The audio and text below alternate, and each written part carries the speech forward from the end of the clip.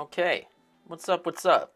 We're back with some part 2 greatness of the Making a Print series, the My Hero Academia villain version edition.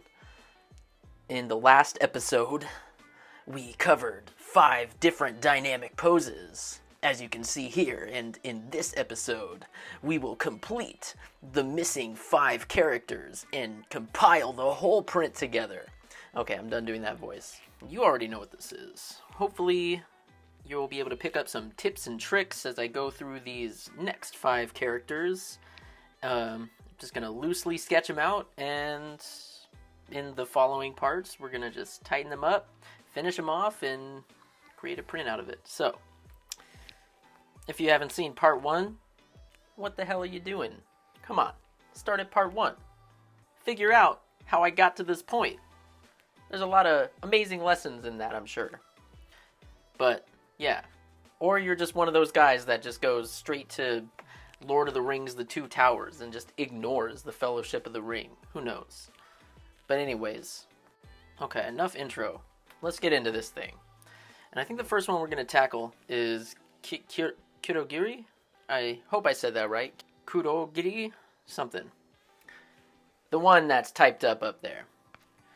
Alright, so as stated in the previous episode, I'm just going to kind of work off basic shapes. He has like a neck brace thing, so I'm going to start from there and kind of branch off from it. What I'm thinking of is just basic shapes.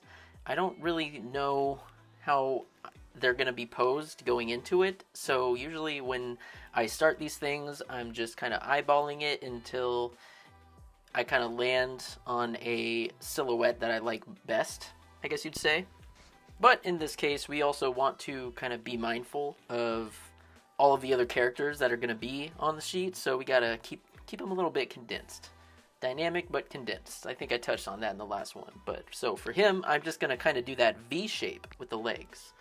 And you can see how loose I'm going. You're not putting any of these lines down forever, so just kind of scratch it out, scratch the idea out, kind of scribble in what's going to be like lost in shadow in the background there. Use the magical liquefy to kind of fix his proportions a bit. I'm kind of redoing that foot. You can go the stack 7 heads on top of each other route. You can go the skeleton route, little skeleton body route with all the joints and the cylinders and the pipes and everything. Me, I just kind of eyeball it based off shapes, and then I'll take the liquefy tool and just, again, eyeball just roughly what I think, proportions would look like. It takes a lot of practice. I've been doing this since I was like 10, even younger, maybe 8 or 9, and I'm almost 30 now. Yes, I know that may be somewhat shocking to you. I know I sound like I'm a teenager, but surprise, surprise. So what I'm doing here is just roughly gesturing out his shapes. He's a pretty smoky type of guy. We're thinking of more like fiery, chaotic shapes for his hands and his head. So we're going to make sure that we kind of get that in there with his arms all spread out. And his eyes are kind of interesting. But now I'm going to fill it in, kind of give it that black abyss sort of feel to it. And it kind of looks like he's sort of dancing a little bit, and I'm not really kind of liking the direction this is going. And in addition to that, I think Dobby is kind of doing the same thing. He has both his arms out, so we got to watch for like repeat poses, as you can see. So just do away with that. Get those arms out of there. Plus, he's a pretty conservative type character, He's got his nice button-up jacket, and he's sometimes behind the bar, maybe cleaning a glass. Very somewhat sophisticated in nature. So instead of having his arms like way out, maybe we can have them a bit more kind of closed in. Throw some super loose details in his little neck brace thing, which is, there's some design choices in the character designs in My Hero Academia that just are so cool. And you'll see this in All for One too. He has like a weird neck brace thing, and that that's kind of sick how it just kind of separates the head from the body so well.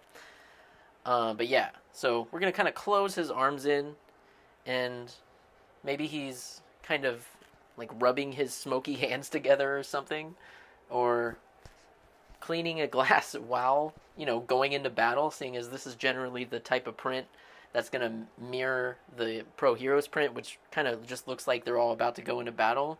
And you got Kirogiri over here just cleaning a glass. He's not even worried, and he can just teleport out of there. But now we want to add all of the smokiness around him to kind of make for a really interesting silhouette, because if we didn't have any of that, for number one, it wouldn't be showing off his quirk, which is one thing that I want to be doing with all of these characters. And we could put like a teleport portal or whatever behind him, but I think that'll just make things too busy. So instead, we'll just stick with the little smokiness going around him. And mostly because without it, I think it'll make for a somewhat boring pose, just him sort of walking forward. So we're just throwing some flair, Think about the flair. Come on. But there he is. Let's move on to the next one, Spinner. Spinner's the little lizard dude, the little lizard villain who doesn't really feel like a villain. He doesn't feel evil in the show to me. He just kind of feels like he's in a bad situation, and these guys are just someone to talk to. You know how sometimes you'll end up in a bad friend group, but you're with them just because, they're there. They're there for you. And they do bad shit, but at least it's someone to talk to. And that's what I think is Spinner's situation. But who knows? Maybe he's super evil, and I'm just misreading it. But we're doing some organizing, kind of making some room, figuring out where these guys want to go. I think I want twice up there to the left, because I got to keep in mind Gigantomachia is going to be the big standout villain, similar to the Mount Lady in the other one, and just mirroring it, if you know what I mean. So he's going to be on the right side, so I need to make sure nobody is going over there, and I'll move All for One over a little bit. And I think what I want to do with this one is having him jump and doing an attack, because I have some people jumping like edge shot, and it also helps fill out the space of the print too. They can't all be on the ground, just kind of walking forward. We need to make some of them floating. So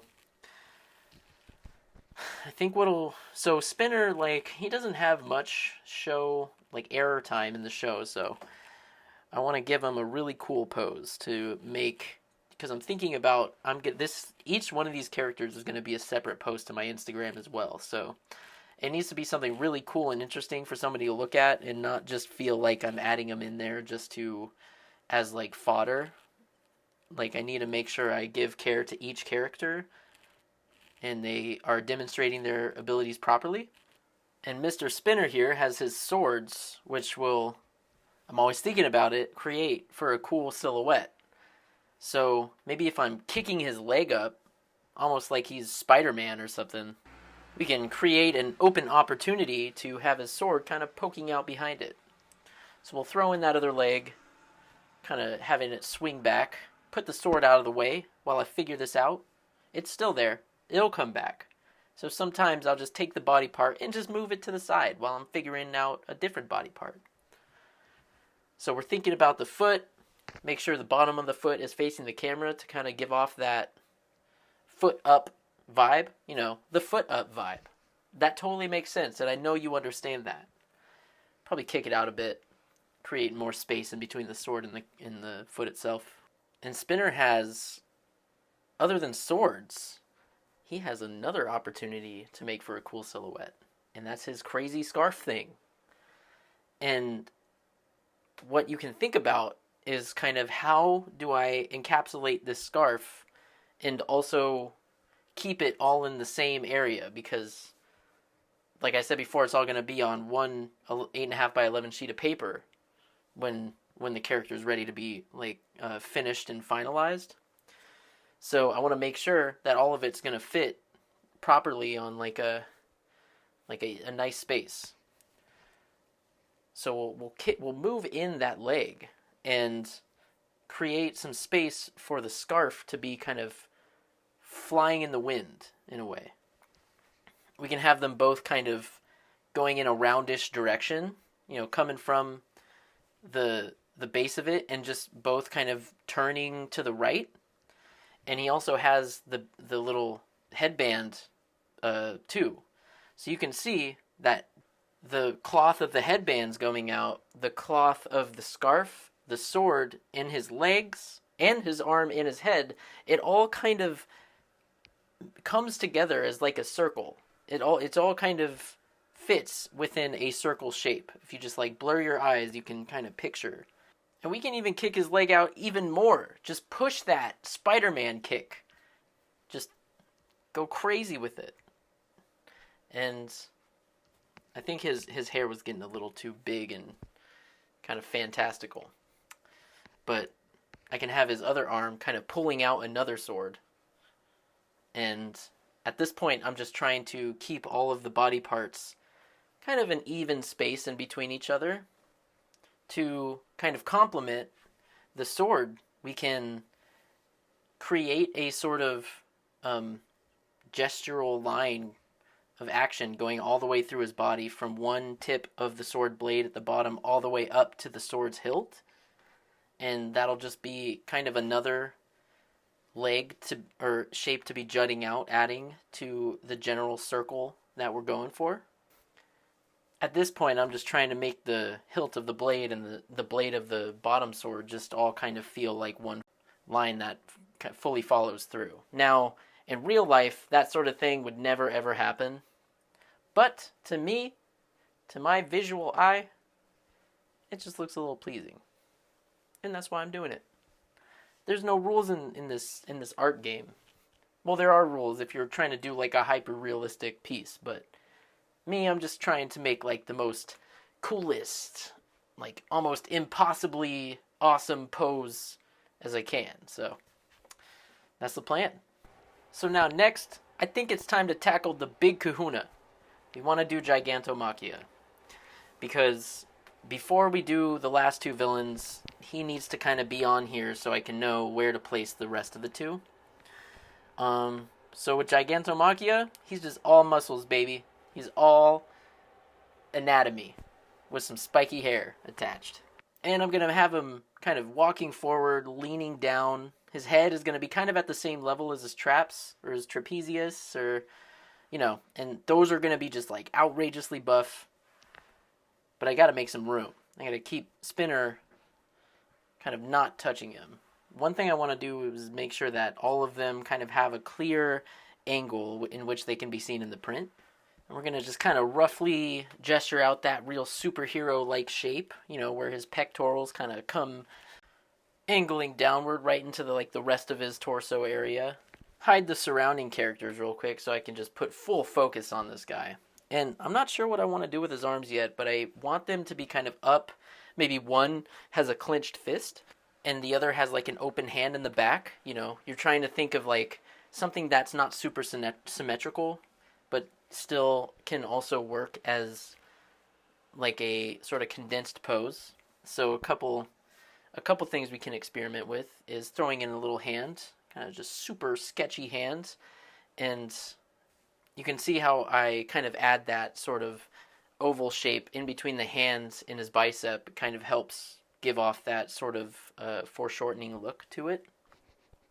But I think there's going to be a lot of changes to be done as I go through to try to find the right pose that kind of works for him, because we want him to come off as menacing and also not all of his limbs are all spread out, So maybe we'll pull up one fist, kind of add that sort of boxy shape for the fist and just a couple lines for the fingers. But now, with his other arm down, I'm kind of getting the why I oughta get you vibe. So I might return to that. But for now, I'll kind of get a rough sketch of his legs down, make his waist even smaller to just accentuate those muscles.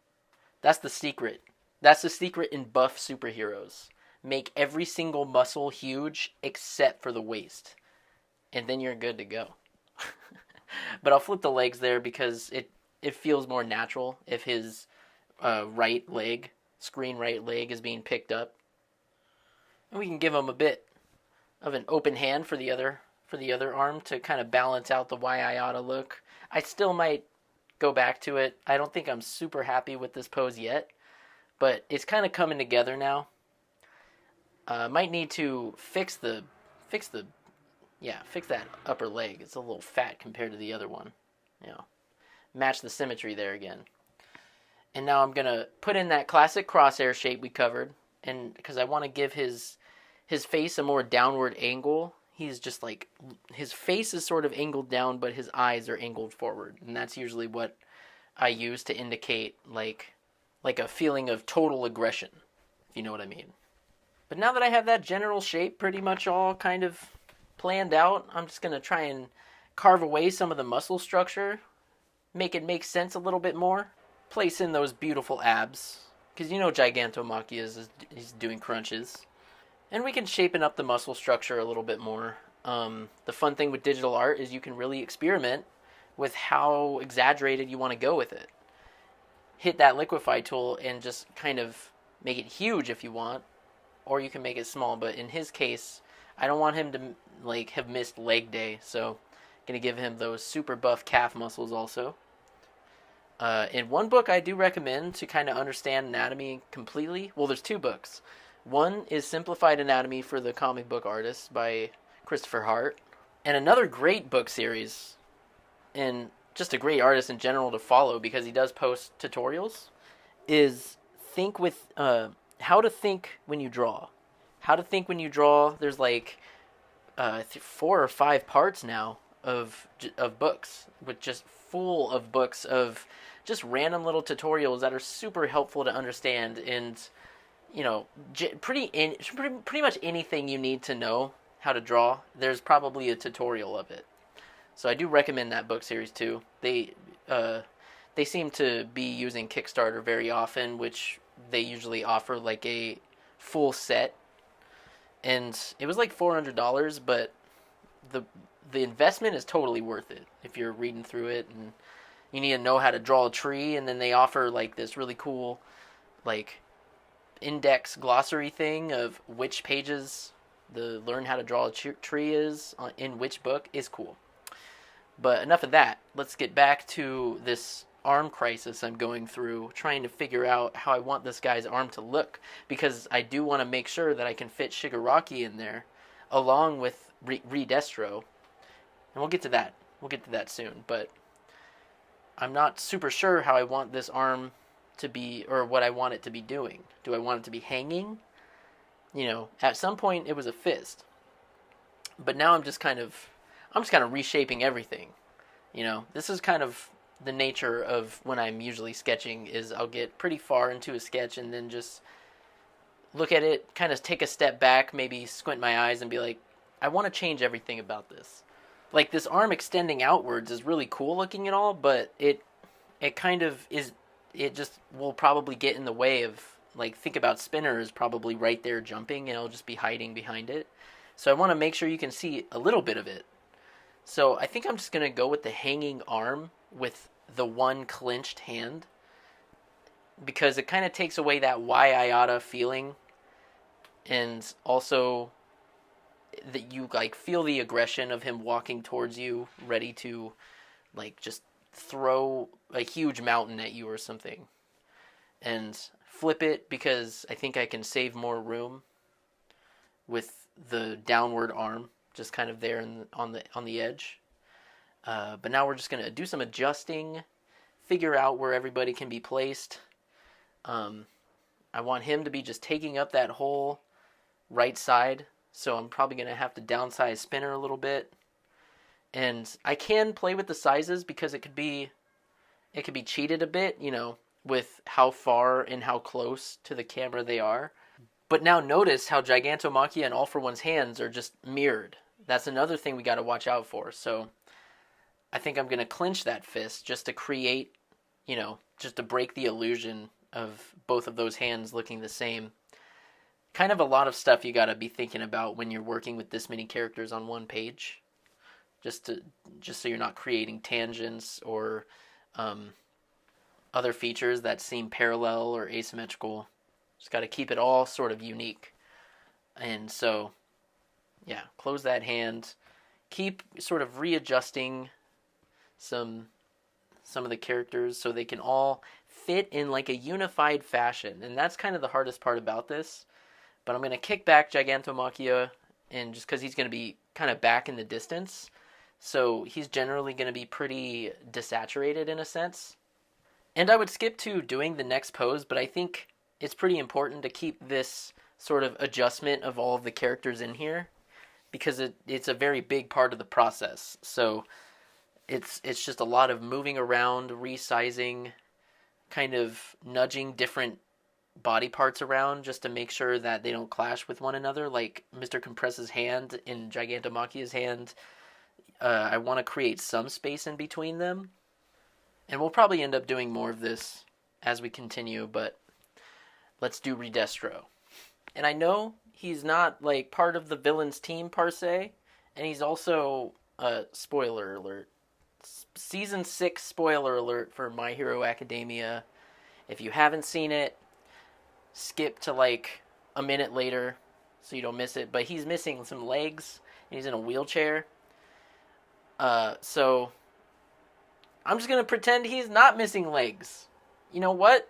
Like I said, it's my print. I break the rules. So, and I really like his character design and kind of want to draw it badly. So he's going to be in this print.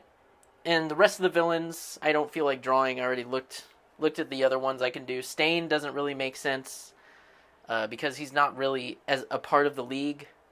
This guy actually works together actively with Shigaraki.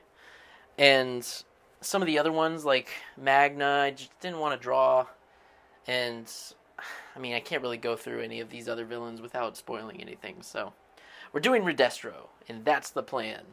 Okay, so now that I've defended myself, let's continue on to the pose itself. He has that sort of like loser L shape that he puts on his forehead, and I think really that's like the best thing I can do. Otherwise, I would use this quirk where he gets all big and has those like kind of that quirk which can trigger his arm to just grow humongous amounts. But I don't think I'm going to do that in this print particular, just because of all the characters that are surrounding him, and I think it'll just like clash with the rest of them and be a bit too busy. So I'm just going to do standard, regular Redestro. He's going to be like the only one not really using a quirk in this print, but it's fine. It's fine. He can be like Present Mike in the other print. Nobody's really looking at him. They know he's part of the show, but no offense to the Present Mike fans, don't come for me. But he and Kirogiri can have like they're just like chilling, you know? Kirogiri is cleaning his glass, and Redestro is just throwing up his Liberation Army gang sign.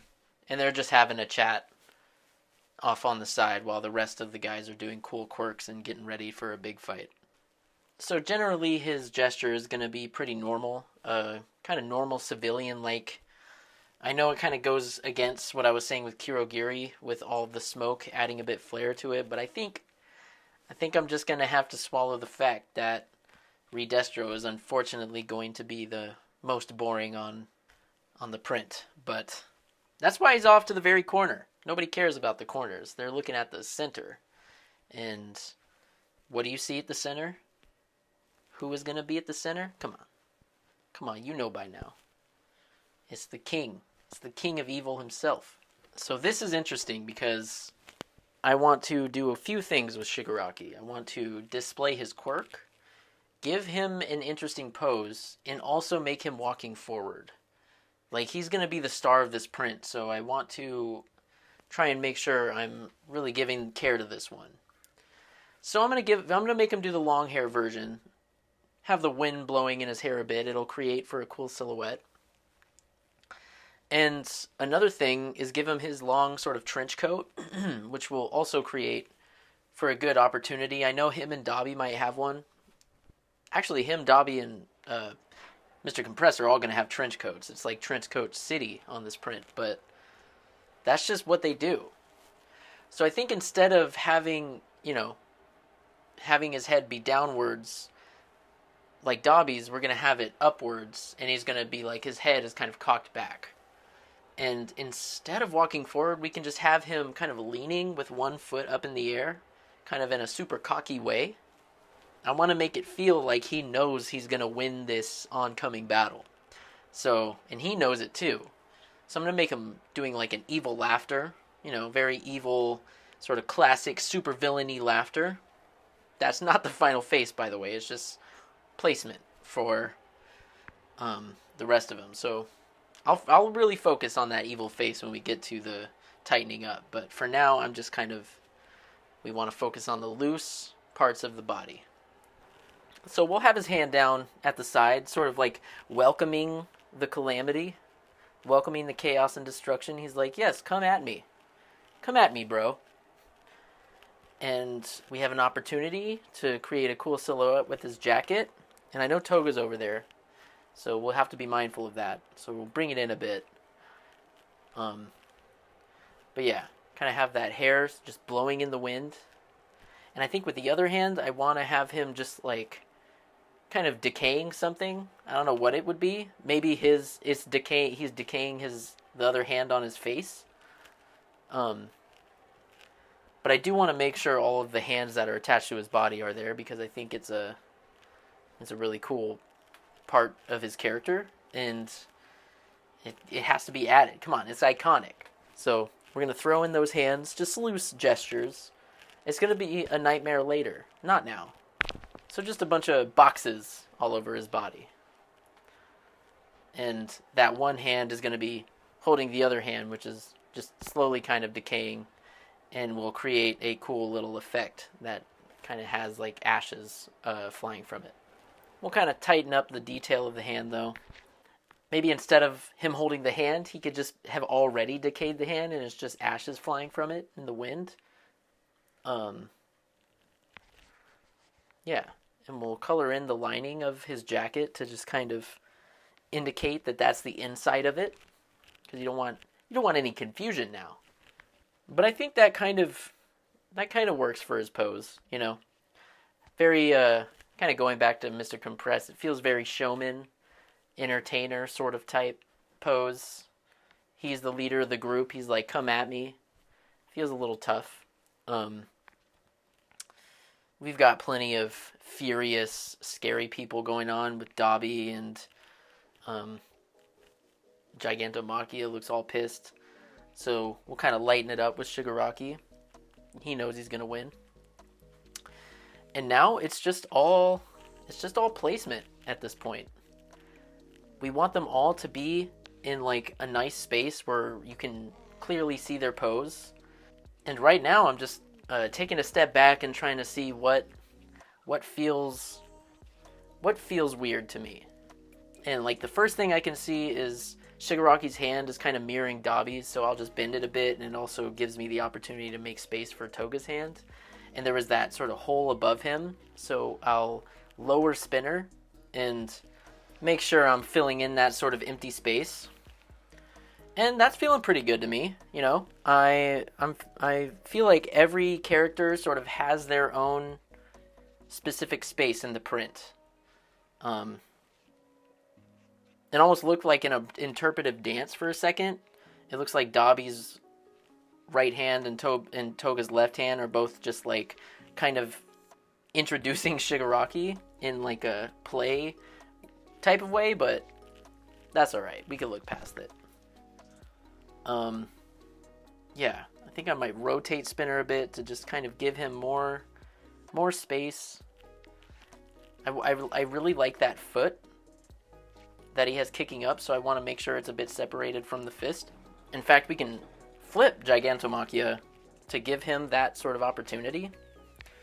There we go. And it kind of frames him. It boxes him in between All For One and Gigantomachia's arm. Yeah. I think I'm liking this. Alright. Well, thanks for watching the second part. The next part, I think we're just going to start tightening up these sketches. But here it is. Here's how the print's going to look. The rough sketch. Don't forget to subscribe, like, comment, all that. I only have like 2 seconds left, so I love you. Thank you for watching. Alright, I'll see you in the next one. Bye.